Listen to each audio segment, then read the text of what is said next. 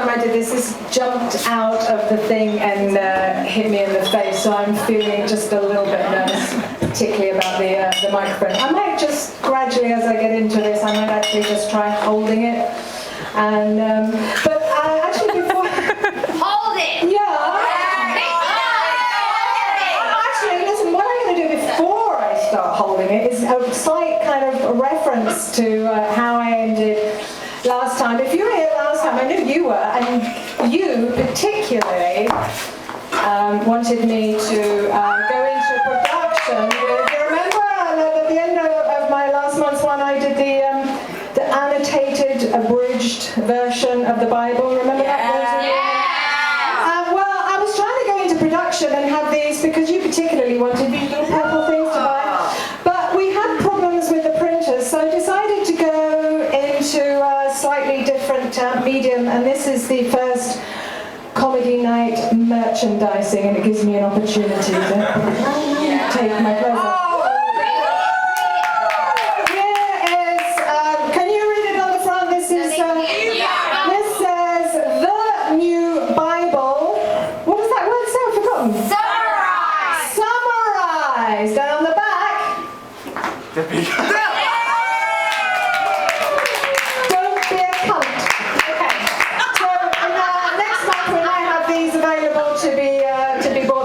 Merchandising thing. But I'm not, last time I talked about religion, so this time I'm talking about sex. And next time, you know what, I don't think I'm going to bother with politics. I'm just going to leave that to the genuine jokers, you know what I mean? So I'm actually going to be talking about sexual statistics.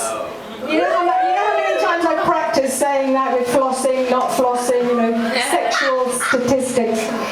And I don't know if you remember, there was a report that was done by Kinsey. Do you remember that in the about 1950 about sexual statistics? Easy for me to say. And but then I was thinking, do you remember Disraeli said there's lies, damn lies, and statistics, and you can prove anything with statistics, because statistically speaking, 9 out of 10, isn't it great? It's always 9 out of 10. 9 out of 10 people enjoy gang rape. Don't take too long to think about that one.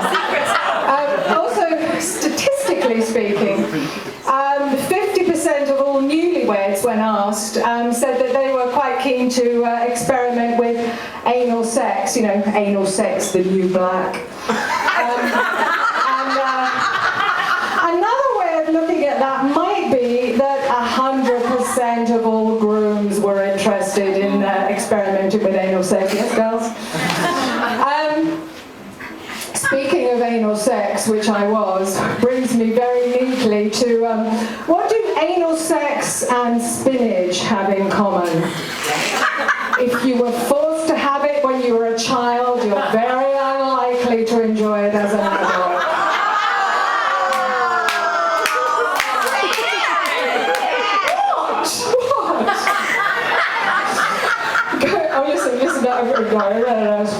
Oh yeah, okay, I needed a little bit of help. Look, it's not on the cuff. I don't have any cuffs, so I can write it on my cuff. Some of these statistics are absolutely totally true. There's 5 times more time and money. These symbols are wobbling, aren't they? Have you noticed that? They're going to hit you in the background and they're nervous. 5 times more research is done on the size of the penis than on Alzheimer's. So just think of that. Old people in the generations to come, they're going to have, like, you can imagine the guy, you know, penis like a baby's, like a baby's arm. That's a terrible phrase, isn't it? Can't remember what to do with it. He's going, "Hey, darling, I'm going to show you what's what." And she goes, "Oh, what's that? What's what?" "I'm going to show you what's what." "Oh, what's that? Oh, what's what?" Yeah, we should think about carefully where we put our research. And so another statistic is that 8 out of 10 women fake an orgasm to save the relationship. 8 out of 10 men do exactly the opposite. I'll just leave you with that for a moment.